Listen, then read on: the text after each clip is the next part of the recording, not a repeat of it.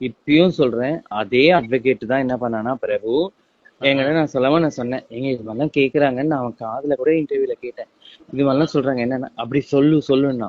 நாளைக்கு என்ன சொல்றான்னா, என்ன பார்க்கும்போது நான் அவங்கிட்டயே கேட்டேன், டேய் என்னடா இப்படி சொல்லிட்ட அப்படின்ட்டா கேட்டா, வேற கேஸ் எல்லாம் சும்மா எல்லாம் எடுக்க மாட்டான். கமிஷன் ஆபீஸ்ல என்ன உனக்கு சும்மா ஒரு கேஸ் எடுத்துருவாங்களா ஆர்டிஸ்ட? நீ ஒரு நடிகையா இருக்க, அவரு ஒரு நடிகனா இருக்காரு. அப்படி இருக்கும்போது சும்மா கேஸ் லவ் பண்ணேன் எனக்கு சேர்த்து வைங்கன்னா சும்மா எல்லாம் சேர்க்க மாட்டாங்க. உன்னை ஏமாத்தினான்னு சொல்லு, காசு கொடுக்கணும்னு சொல்லிட்டு அவன் தான் சொல்லி கொடுத்தான். ஆனா நான் தேவையா பையன் அப்படியே அப்புறம் மாறி நடிச்சான் என்கிட்டயே. எதுக்கு நடிக்கிறான் தெரியல. இந்த ஒரு காரணத்தால என்ன நடந்ததுன்னா, ஜாய் கிருஷ்ணல்ல இருக்கல மாதம்பட்டி ரங்கராஜ் அட்வொகேட் ரொம்ப ஸ்ட்ராங் பழகுதுன்ட்டு பைத்தியக்கார இவங்கிட்ட வந்துச்சு. யாருக்கிட்ட?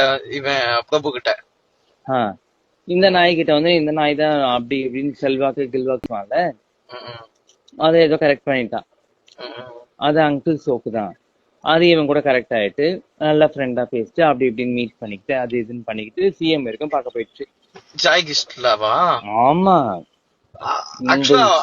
அது பிரபுக்கு ரொம்ப க்ளோஸா? ஐயோ கடவுளே, நம்ம விஷயத்தினாலதான்டா அது க்ளோஸ் ஆச்சு. அதுக்கு முன்னாடி பிரபு பழக்கம் கிடையாது. இந்த கேஸுக்கு வந்ததுனால பிரபு வெயிட் அப்படி சொல்லிச்சு. இந்த கேஸ்க்காக வரும்போது நான் ஜாய் கிருஷ்ணா பத்தி சொன்ன ஞாபகம் இருக்கா? ஆமா ஆமா, நீங்க சொன்னீங்க ஜாய் கிருஷ்ணாக்கு நீதி கிடைச்ச மாதிரி எனக்கு நீதி கிடைக்கல. ஒரு நீதி கிடைக்கல. அப்படி இருக்கும்போது எனக்கு என்ன நீதி கிடைக்கும்? நான் திருநங்கை. ஜாய் கிருஷ்ணாவது அவங்க கர்ப்பமா இருக்கேன்னு காட்டுவாங்க, நான் ஒரு திருநங்கையா இருக்கேன், நான் என்னத்த காட்டணுங்கன்னு சொல்லுங்கன்னு சொன்னேன்ல. இதனால வைரலா போச்சு இந்த வீடியோ. இத வந்து இவன் சாதகமா ஆக்கிக்கிட்டு இவன் வந்து என்ன பண்ணிட்டா, இவளுக்கு நீங்க தானே பாத்தீங்க, நீங்க ரொம்ப கிரேட்டுங்க, உங்களுக்கு ரொம்ப சப்போர்ட்டர்ஸ் இருக்காங்கன்னு சொல்லிட்டு அந்த புறம்போக்கு இவங்கிட்ட வந்துச்சு. பிரபு கிட்ட அந்த ஜாய் கிருஷ்ணா வந்துச்சு. வேற அட்வொகேட் இவங்கிட்ட. ஆமா, இந்த பிரச்சனைக்கு அப்புறம் இவங்கிட்ட வந்து இவன் வேற யாரையோ அட்வொகேட் செட் பண்ணி அந்த கேஸ் மூவ் பண்ணிட்டு இருக்காங்க. இவன் வந்து ஃபாலோ பண்ணிட்டு இருக்கான். ஜெஃப்ரி இருக்கான்ல பிக் பாஸ், அவன் கூட திருவண்ணாமலை கோயிலுக்கு போன விஜய். ஏண்டி நாஞ்சில் விஜயின் வாழ்க்கையை கெடுத்த, இப்ப ஜெஃப்ரி வாழ்க்கைக்கு எடுக்க போறியாடி நடுத்தர குடும்பத்தைன்னு கேக்குறாங்கடா. அதுல இப்பயும் ஞாபகம் வச்சுக்கோங்க, நான் வந்து இப்ப உங்க கூட ஃப்ரெண்டா பழகுறேன். இப்பயுமே வந்து சொல்றேன், எனக்கு ரொம்ப நாளுக்கு முன்னாடி உங்க மேல ரொம்ப அதிகமான காதல் இருந்தது. ஏன்னா நான் ஒரு சிச்சுவேஷன்ல வீட்டை விட்டு வரும்போது எனக்கு ரொம்ப ஒரு துணையா இருந்தீங்க, ஒரு நண்பரா இருந்தீங்க, எனக்கு ஒரு ரொம்ப ஆறுதலா பினான்சியலாவும் ஒரு நட்பு ரீதியாவும் ரொம்ப துணையா இருந்தீங்க. அந்த ஒரு விஷயம் எனக்கு ரொம்ப பிடிச்சிருந்தது. அந்த இடத்துல யாரா இருந்தாலும் காதல் வந்திருக்கும். அந்த காதல் தான் வந்து என்னைக்காதலும் எனக்கு என்ன தோணும்னா, என்னடா இது இன்னைக்கு நல்லா ஆயிட்டோம் அப்படின்னும் போது நாஞ்சில விட்டுமா அப்படின்னு இருக்க கூடாது. 1000 ஆம்பளைங்க வந்தாலும் நாஞ்சில விடக்கூடாது, அவன் தான் எனக்கு அதுல எனக்கு துணை இருந்தான் அப்படின்னு சொல்லிட்டு வந்த காதல் மட்டும்தான். அதை தவிர்த்து இன்னைக்கு நாஞ்சில விட வேற பெட்டரா இருக்காங்க, பணம் கொடுக்குறாங்க, நல்லா பாத்துக்கிறாங்கன்னு நான் போகல. உண்மை இதுதான். அந்த விஷயம் நடந்தது. அப்படி இருக்கும் போது எனக்கு ரொம்ப மனசார ஹர்ட் ஆச்சு. அப்படி இருக்கும் போது ஏதோ நடந்ததுன்னு வச்சுக்கோங்களேன், what ever it is. But அந்த இடத்துல வந்து இன்டர்வியூல நான் ஒரு சில வார்த்தைகள் பயன்படுத்தி இருக்கலாம். ஆனா அது உங்களை புண்படுத்தணும்ன்றதுக்காக கிடையாது. என்னை விட உங்களுக்கு ரொம்ப மனதளவுலயும் ஏதோ ஒரு விஷயத்துல பாதிக்கப்பட்டிருக்கு. அதுக்கு நான் என்ன ஈடு கொடுக்க முடியாதுன்னு எனக்கு தெரியல. நான் நடுவுல கூட சொன்னேன் உங்ககிட்ட, விஜய் எனக்கு ரொம்ப சூசைட் பண்ணிக்கணும்னு தாட் கூட வந்தது. அதுக்கும் நீங்க ஒரு வார்த்தை சொன்னீங்க. என்னமா சொன்னீங்க? எனக்காவது நீங்க அது பண்ணிட்டீங்கன்னா காலம் ஃபுல்லா அது ஒரு மார்க்காவே இருக்கும், திருநங்கை ஏமாத்தி சாவடிச்சிட்டேடான்ட்டு, அந்த தப்ப பண்ணாதீங்க நீங்க. நான் விட்டுட்டேன். அப்ப யோசிச்ச ஒரே விஷயம் தான், நான் கார் வாங்கணும், அதுக்காக லோன் கட்டணும், அதுக்காக என் குடும்பத்துக்காக ஓடணும், குழந்தைக்காக ஓடணும் அப்படின்னு வாழலான்னு சொல்லிட்டு நான் வாழ்ந்துட்டு இருக்கேன். அவ்வளவுதான். இப்பயும் சொன்னா அந்த ஒரு விஷயம் தான். இன்னி வரைக்கும் நான் உங்களை எந்த லைஃப்லயுமே டிஸ்டர்ப் பண்ணல. அவ்வளவுதான். அதுதான் நான் உங்ககிட்ட சொல்ல விரும்புறேன். தயவு செய்து ப்ளீஸ் நீங்க என்ன என்னைக்குமே தப்பா புரிஞ்சுக்காதீங்க. நான் எப்பவுமே ஒரு நல்ல ஃப்ரெண்டா எப்பவுமே உங்களோட டிராவல் பண்ணுவேன். இன்னைக்கு இல்ல, எப்ப வேணா திடீர்னு ஒரு ஃபோன் பண்ணி வைஃப்னுக்கு ஒரு பிரச்சனை, முதல்ல யார் வராங்கன்னு தெரியாது, ஆம்பளை பொட்டைங்க எல்லாம் ஓடிடுவானுங்க. வயசு வந்து நிப்ப முதல்ல, உங்க வீட்டுல நல்லதோ கெட்டதோ சரி, ஃபோன் பண்ணி வயசு என்ன ஒருத்தன் சண்டை போட்டான் ஈசிஆர்ல ஓஎம்ஆர்ல வண்டியை புக் பண்ணி ஓடி வந்து சண்டை போடுறான் முதல் நாள் நான் தான்.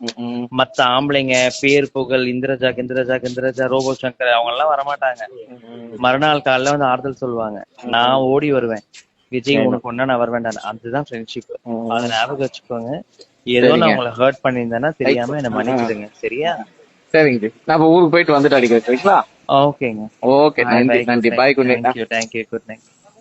விஜய் டிவியில் காமெடி நிகழ்ச்சி மூலமாக பிரபலமான நடிகர் நாஞ்சில் விஜயன் தன்னை பாலியல் ரீதியாக பயன்படுத்திக்கிட்டு ஏமாத்திட்டாங்க அப்படின்னு சொல்லிட்டு திருநங்கை விஜய் வைஷு கமிஷனர் ஆஃபீஸில் கடந்த சில மாதங்களுக்கு முன்னாடி புகார் கொடுத்திருந்தாங்க. இதையடுத்து அந்த புகாரை வைஷு திரும்ப பெற்றுக்கிட்ட நிலையில் நேற்று திரும்பவும் நாஞ்சில் விஜயனை அசிங்கப்படுத்துகிற வகையில் ஒரு போஸ்ட் போட்டிருக்காங்க. இதுக்கு நாஞ்சில் விஜயன் தன்னோட இன்ஸ்டாகிராமில் அடுத்தவங்களோட குடும்பத்தை கெடுக்க நினைக்கிறவ அப்படின்னு சொல்லிட்டு விஜய் வைசு தான் கூட ஃபோனில் பேசின இந்த ஆடியோ ஆதாரத்தை வெளியிட்டிருக்காங்க. அந்த வகையில் கடந்த சில நாட்களுக்கு முன்னாடி நாஞ்சில் விஜயன் விஜய் பற்றி பேசியிருந்தாங்க.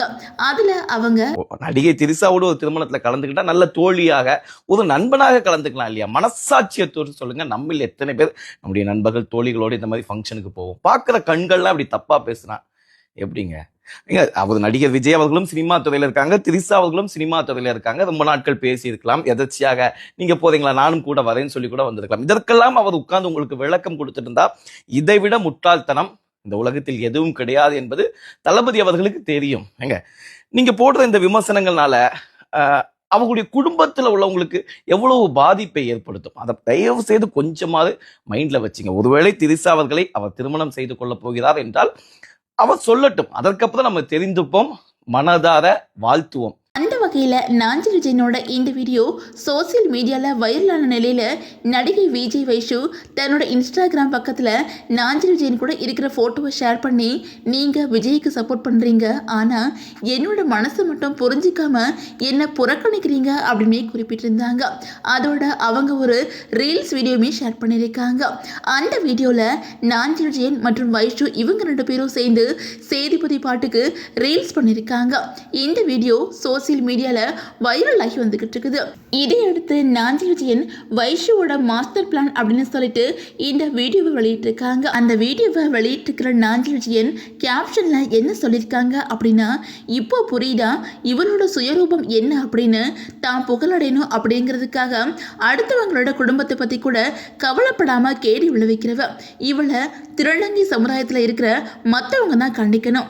அவங்க கையிலேயே இவளை ஒப்படைச்சிடுறேன், இதுக்கு மேலேயாச்சு இந்த மாதிரி இருக்கிறவங்கள இன்டர்வியூ எடுக்கிறத மீடியாக்கள் தவிர்க்கணும் அப்படின்னு சொல்லிட்டு அந்த கேப்ஷன்ல சொல்லியிருக்கிறாங்க.